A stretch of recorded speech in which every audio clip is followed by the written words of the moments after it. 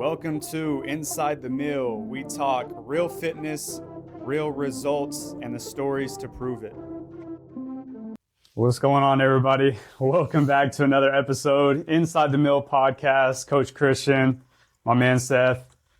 Today's episode, we're going to talk about, are you really living or just slowly dying? And we're going to kind of pinpoint the silent decline of men and women. You can go over the age of 40, but really just men and women in general. And the biggest problem is as we age, people are just slowly coasting towards decline, and they stop. The issue with this is most of us, we stop chasing those things that made us feel good, and we stop doing those things that we did whenever we were younger, like moving more. We stopped doing a lot of things that benefited us physically. And then we start making excuses for why we can't do those things anymore. I'm too busy. I've got kids now. Oh, it's just part of being older. You start to just almost like just accept it. And you're just like, hey, this is just what it is now. And then over time, the longer you do that, the further you are away from having that vitality on your life and having that control. And you feel worse and worse and worse. And then you start to feel so bad that bad just becomes numb. It just becomes normal to you because you stop investing in all those other things. And you just think that, oh, that's just the way I'm going to feel. I'm going to feel bloated after I eat. I'm going to feel, whenever I wake up in the morning, my back's going to hurt. It's part of it. It's where I am now. And it's all because we just kind of accepted where we are. And we've stopped doing those things that make us feel good. There's a Tony Robbins quote, and he's like, get it right. We overestimate what we think we can accomplish, and we underestimate what we can accomplish. Mm-hmm. Something like and I probably hacked that, but here's what I'm thinking. If it is like, I'm around individuals and I just watch, like their habits, their behaviors, mm-hmm. and like the choices that we make. And a lot of times it's like, instead of having a Coke Zero, we grab the Coke. And then we tell ourselves the story of, oh, well, Coke Zero just don't taste good. Then don't drink the Coke. If the Coke, and it's like, it's little simple stuff like that. They're like, okay, if you just replaced and you didn't have the Coke on a daily basis, or the Mountain Dew or whatever it is, and you just didn't have that on a daily basis, and you just said, like, you know what, that's not, I can have one a week or something, and allow yourself to have just a treat for not drinking it all during the week. But what happens is it's just those little decisions, like, oh, I have to have my Coke every morning, or I have to have my Mountain Dews, and I have to have, and for me, like I always brought up, was the pizza. I have to have pizza, and I have to have, and when we can start like just going like, okay, well, no, do I really have to have that stuff? No, I don't have to, or maybe I can have just little portions here and add as a reward or things like that. You can make it. But when you start to get this fine line, and this line that's in the sand of like, there's not any other way, I've got to do it this way because it's how I've always done it, then you're slowly, as we get, and you talked about it, like, yeah, we can talk about younger, but at some point it's like, okay, well, now you're old enough and you know better. Yeah. Where some people are just so caught in the way, and they're so like in their way of like, this is the way that I do it, and there's no other way of doing it. And it's like, well, yeah, but then that's going to give you the results that you get long term, and it's not going to serve you, and you know it, and you still make that decision, then that's stupidity. Like, you just continue to make the same decisions over and over again, knowing that it's not helping you. That's the sad part about it is those individuals are just seeking comfort in that moment, and that's what's leading to the discomfort long term. And because they know, like, in that moment, this is the easy route, but then like it becomes a lot harder down the line because now you have health issues. And if you start to do those, and this is why it's a problem when you get older, when you start to do those things one too many times, the scale starts to go up, health starts to decline, you start to lose muscle, you start to hurt more, you start to do things that are going to make it even harder and harder and harder to get out of that pit. And one thing that I like to say, and it's so true, is like, people are so worried about everything that's going on in life. I got to go to this place. I got to go do this. I got to go do that. And then they care about all these other things. But then once someone's health is at risk, that's the only thing that they care about, is getting healthy. And that's the thing right now. If you're listening to this and that's your gut feeling of like, I am slowly declining, I am slowly killing myself, don't let it get to the point to where you have diabetes and they're cutting your foot off. Don't let it get to the point of something that's that severe for you to wake up, because it's going to be that much harder to get out of that hole. So if if you got that gut feeling right now that I am that person, you got to make a change now. And it's hard. It's really hard to make that change, but it'll be a big problem down the line if you don't take action. Yeah. So that's the side of it is like we get caught up in the beliefs that we have in the stories. We talk about this all the time, the beliefs and the stories that we have. Where I talked to a lady last week and was like, I hate working out. Like, I hate working out. And I'm like, okay, so you've hated the things that you've done in the past, but there is a way for you to be able, and there's something that you can find that is working out that would give you, and that's ultimately with the Vitality Meal. That's what we like. I can't think of a client or a person who left here because they didn't like working out. Like, what happens is we slowly start to change their perception of working. Mm-hmm. They start to realize that, like, oh, I don't have to kill myself. They start to realize that, like, oh, it doesn't have to be hard and I have to do the things that it's just a little bit like we talk about. It's like little pivots of just, hey, I'm going to start getting more steps in. Hey, I'm going to start having protein with every meal. Hey, I'm coming in for the workout, and I know that Christian and Isaac are going to build something around me, and I just have to show up, and they're going to guide me. And if I tell them that this is a hurting or this is a problem, they'll give me something different. And then you leave, and then what starts to happen is you every time you make a decision, you're making you're casting a vote for the version of you that you know that you want to become and you know that you want to be. And if it's something that you are you continue to tell yourself, well, I hate working out. It's like, no, you've hated doing the things and done in the past, but there's something that you can do that you can start to build some momentum and start to help you point you in that direction of the version that you want to become. But when we are so like, draw that line of like, this is the way it is, and that's the only way it is, and that's how it's always going to be, then like you're already,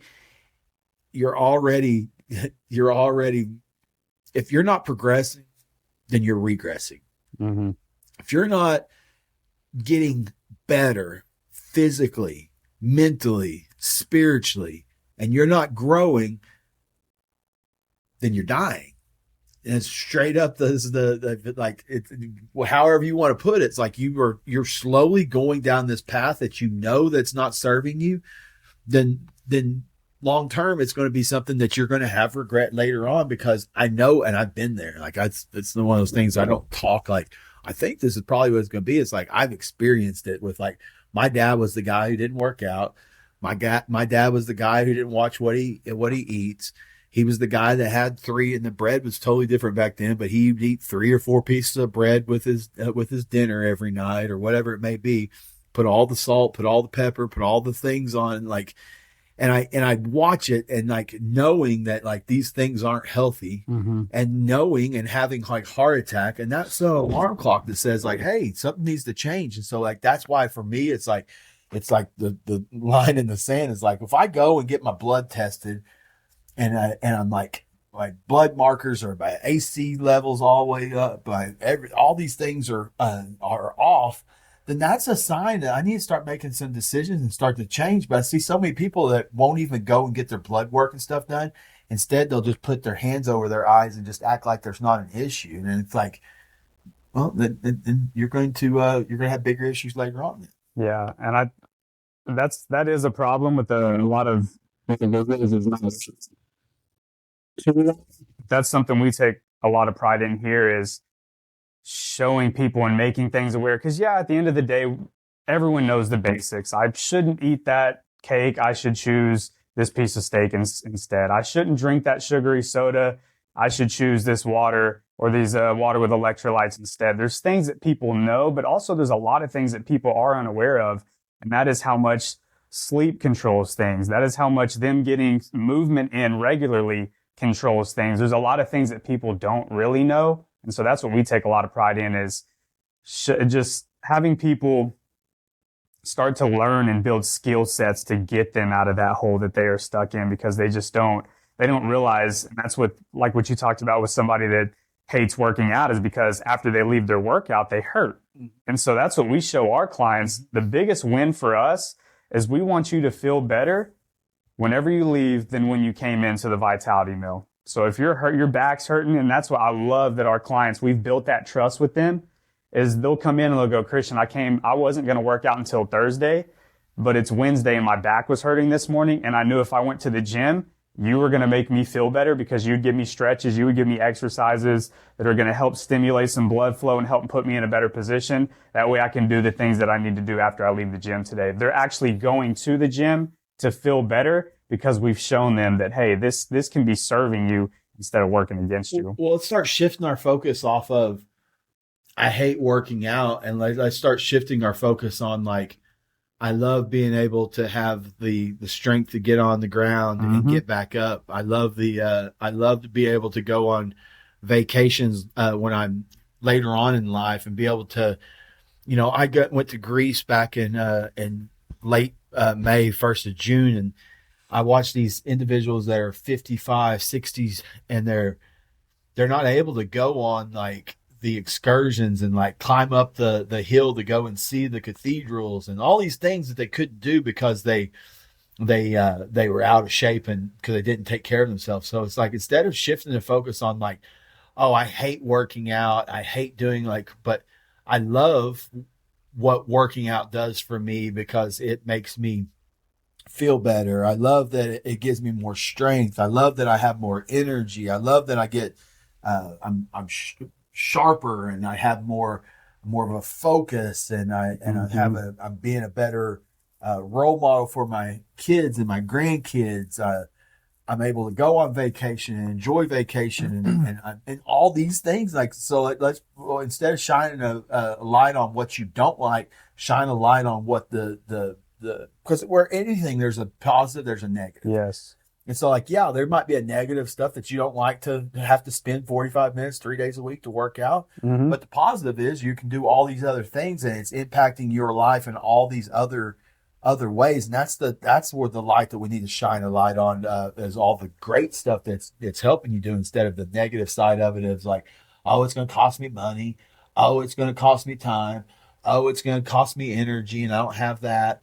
Oh, I hate doing this, I hate doing that. Instead, going like, well, look at all the things I'm able to do now, and the people I'm able to impact, and the people that listen to me on another level now, because they see that I don't speak out of one side of my mouth, and I'm able to speak with integrity. And so, yeah, man, everything comes with a cost. And so you need to look at, what are you making those daily deposits into? Are you making those deposits into things that are going to be serving you, or things that are going to, kill you quicker than what you want to be gone? And I think the possibility too is, a lot of people think that as they get older, they can't put on muscle. They think as they get older that they can't feel better. They've accepted it.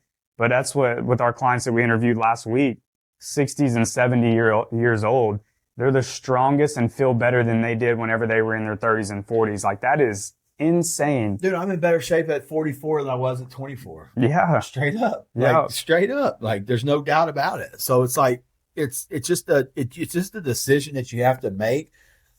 And we can, in the principle that we can kind of, to bridge this from the pit to the possibility, is just as intentional progress has to replace that passive comfort. Like, you have just knowing that, just making that progress, and your mind is the happiest when it's seeing progress, and just finding ways that you can start to put a focus on, like, hey, you know what? I'm not the best shape that I've ever been in, but I was getting 6,000 steps. Now I'm getting 8,000 steps.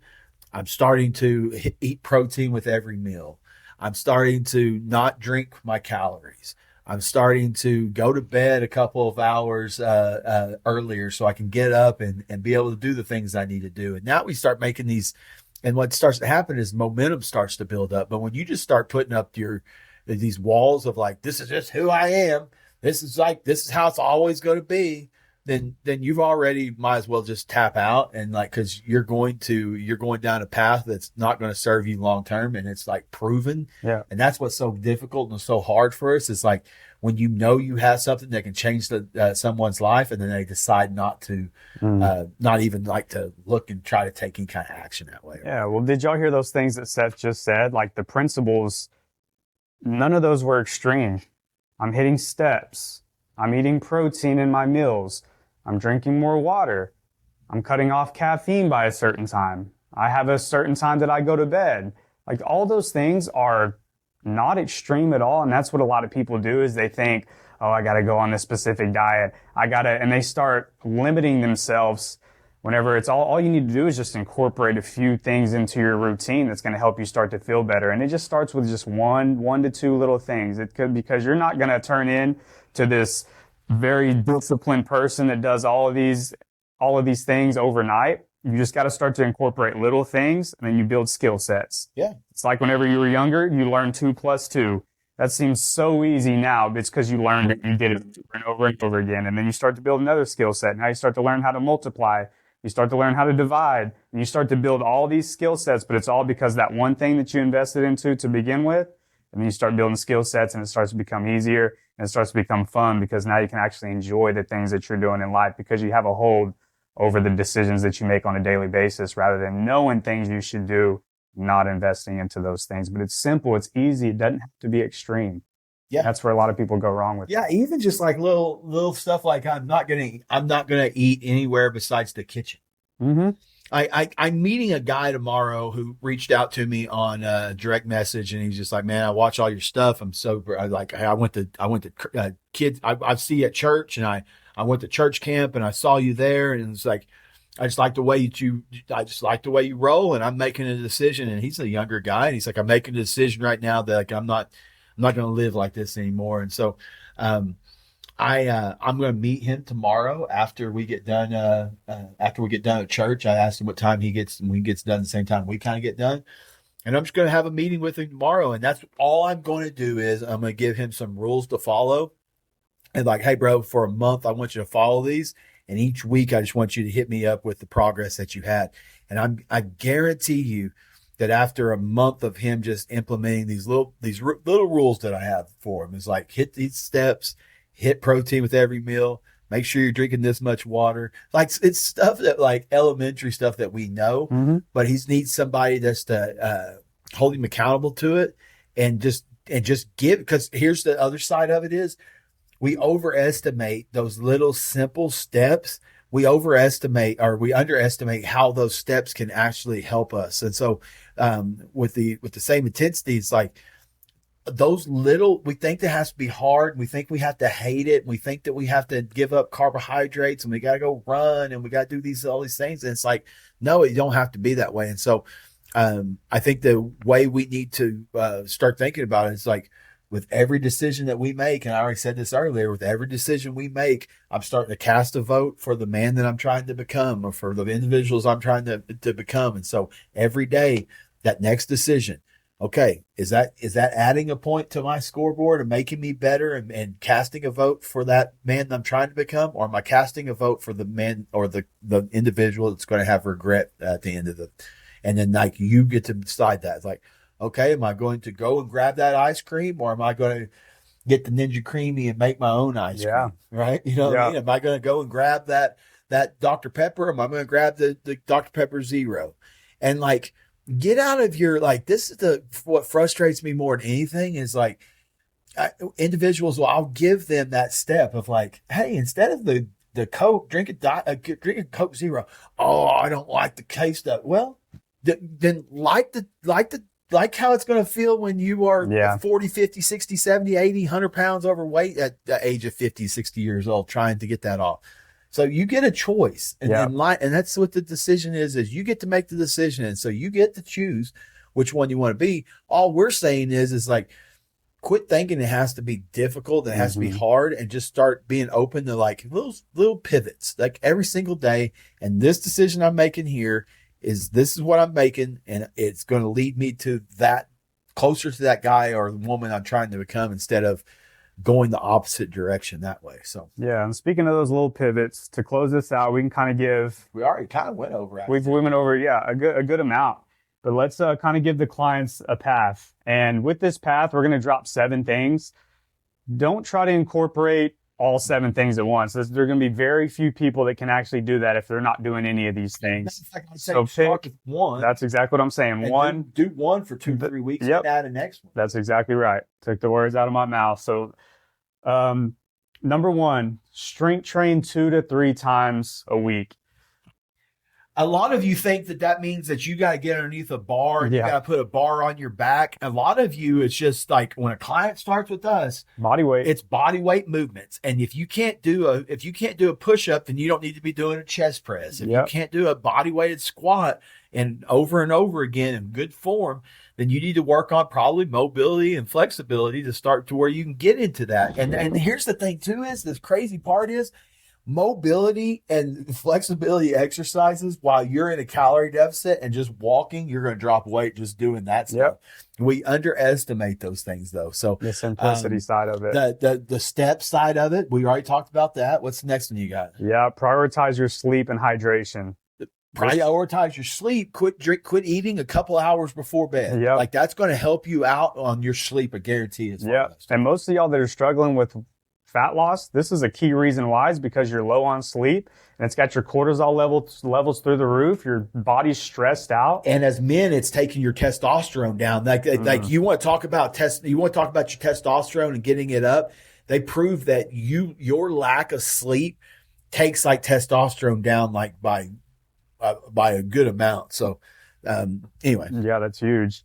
Eat protein in every meal. We kind of talked about that as well. That is key. That's a big one. Yeah, especially if you're strength training. I mean, you've got to be able to retain that muscle and be able to build that muscle. But for anybody, and what's crazy is if you're going to have like an ice cream cone, then have a protein shake with the ice cream cone. So now it's like you're not going to want to have more as far as that and goes. People are mind blown by that because they're like, wait, you're telling me to have more calories with this ice cream cone that I'm eating? Yes, we are, because you might not eat all of that ice cream cone. Because I've been the dude that will go and get the ice cream and then go back and get more ice cream. Exactly. If I'm full, then I'm not going to go and grab more. As far as that stuff. Exactly.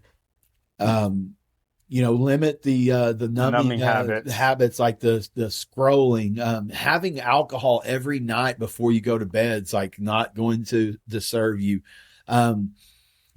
That when we're bored and we're sitting around watching Netflix or whatever, that's when you're usually going. Like, I'm not saying like by any means we sit around and watch. I know you're going to watch a movie with your wife tonight and stuff. And me and my wife watch all kinds of series and things like that. It's kind of how we relax and things like that. But if you have a rule of saying, hey, when I'm sitting in the living room, I can't eat. I've got to eat in the evening time, then, or in the kitchen, then that's a big play on it as well as far as that. So, surrounding yourself with individuals like Christian and I and Isaac, and then what starts to happen is, and this is what Denise and Terry said the other day. Denise and Terry said getting around other individuals inside the gym. They love coming at that time that they come in because they know they're going to be around the same kind of individuals and get to see those people as well. Well, I love what Terry said. Is he said, if I wasn't doing this with Denise, I'd make a lot of excuses of why I'm not going to go to the gym today. And they are very consistent. It's because they have accountability. And if one doesn't want to go, but the other one does, that's the accountability. And here's the thing that we talk about it all the time. We'll let ourselves down 9 out of 10 times. We're not going to let somebody else down that many times. And that's why me and you work well with each other so much, is because we know that we rely on each other and we're not going to let each other down. And so we're going to keep pushing and keep doing the things we need to invest into on a daily basis. That last piece is having a mission. So Christian and I both have 4 targets in each of our areas of our core 4 areas of our life that we're chasing after, that we're going after at the end of the year.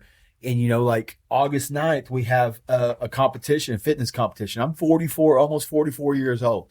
Like, and going and doing this competition, it starts to make me, oh, I got to start watching my food a little bit more. Oh, I've got to, like this morning, like I don't like working out early in the morning. 6:30 this morning, 6 o'clock this morning, I was in here getting prepped and doing that DECA workout because I know that we're going to be going to that competition August 9th. And so when you have something that you're working towards, you can start making decisions now that are based towards, hey, like I can't have this now because I'm going towards this guy here or this woman here. And so having that reason why you're doing it. Hey, I want to be able to play with my grandkids long term, so I'm doing this or whatever it may be. I think point number 7 is the biggest one that all y'all need to start with, and that is having a purpose. And that's where a lot of people go wrong, is they go, oh yeah, I just want to get skinny for the summer. It's not deep. It's not deep enough. If you just want to get skinny, that's just a feeling. And whenever you start to get in your feelings and you get hungry, that's not going to keep you from making that decision to put that food into your mouth and to eat that sugary food or to drink that sugary drink. It's not enough. It's not a deep enough purpose. If you don't have that, then it's understand that like the decisions that you make, your kids are going to watch and they're going to replicate those decisions. So then that could be something, or it could be your grandkids.